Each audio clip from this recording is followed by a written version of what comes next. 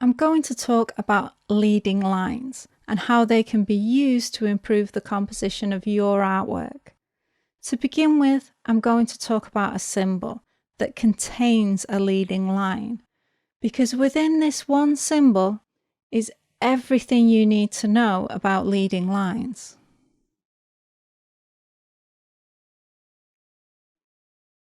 The symbol of an arrow is designed to send you in a particular direction. This symbol includes a leading line. The arrow has a long tail, and when you view the symbol, your eyes travel along the arrow straight to the arrowhead. The design of the symbol actually alters where we look. Our eyes travel along the body of the arrow towards the head.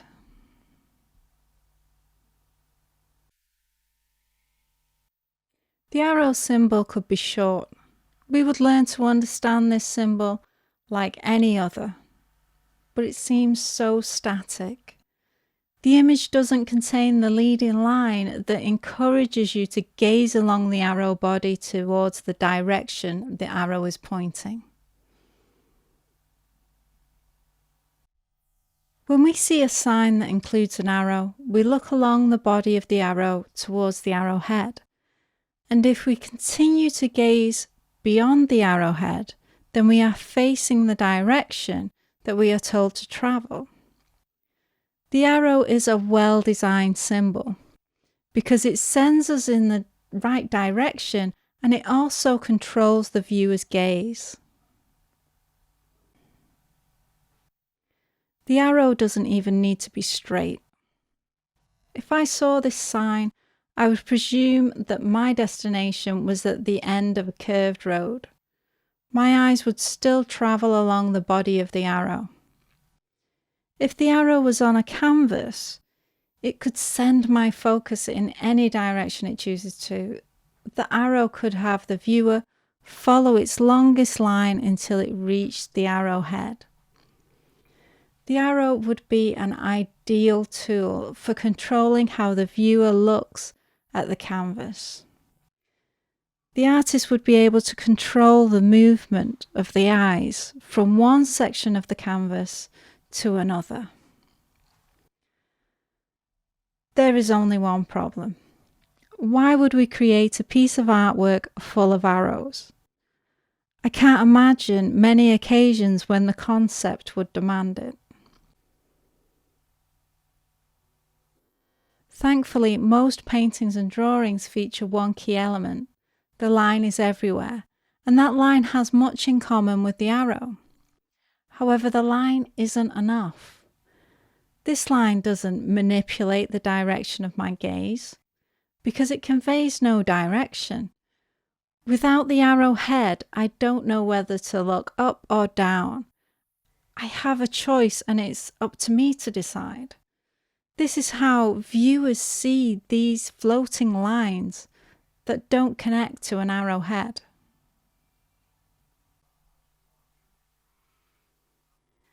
Does the arrowhead need to be a particular shape? We are used to the arrow symbol, and I accept it is more easily understood than any other shape, but I can replace the top of the arrow with a circle. And when the viewer looks at the image, their eyes will still follow the long tail and then stop at the circle. The viewer's focus is controlled in exactly the same way as when the arrow was used. We could include lines and circles on our canvas. But there's no need to stop there.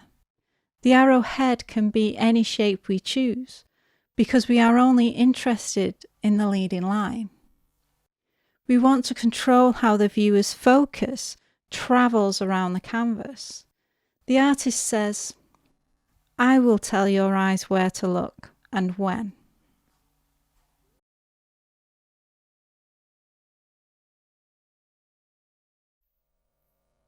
This image features leading lines.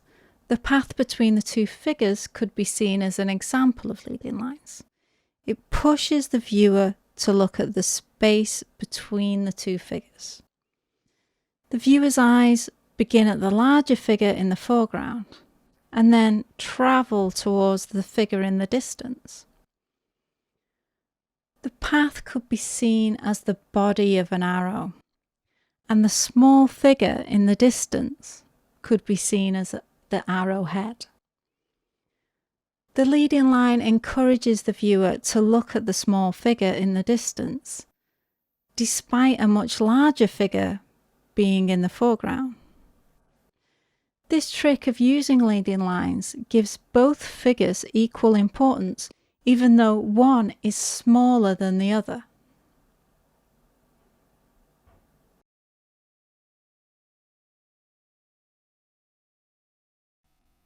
This image has come up in this course already. This is because it's constructed using a variety of composition tools, and it highlights how they can be used together. It uses the rule of thirds, and it uses leading lines. The road in this image is an example of a leading line. Paths and roads are a very common example of leading lines, and they tend to highlight that something in the background is of importance. We could see this road as the body of the arrow, and we could see the tree as the arrowhead. The viewer is being directed to look at the tree.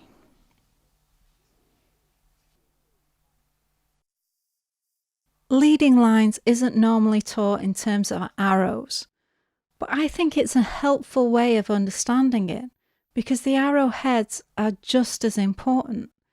You can use the leading lines to send the viewer's eyes in a particular direction, but there must be something placed in that significant area. As a viewer, I must look down the road and see something, or I'm going to feel a little bit let down. Why guide the viewer to a particular area of the canvas if you're not planning on showing them something?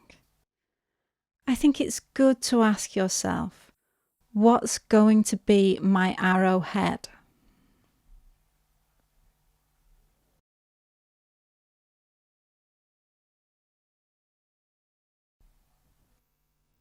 Here is another example of the path as a leading line. In this image, the path is broken up by other lines travelling in the opposite direction. Breaking up the path into parts can be helpful. Perhaps you want to slow down the viewer's gaze. You know that a path will encourage the viewer to look in a particular direction. A harsh leading line will quicken the movement of the viewer's eyes, and they will look immediately at the arrowhead at the end of the line.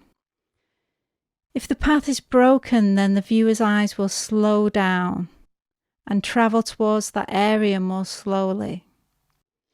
You can choose what kind of line is best for the image that you're creating, and this gives you a lot more control. When using leading lines, consider how fast you want the viewer's eyes to reach their destination. If you want the viewer's eyes to shift quickly, then go for a harsh, thick, bold line. If you want it to be slow, then stop the line from being so dominant by making it lighter or breaking the line into pieces.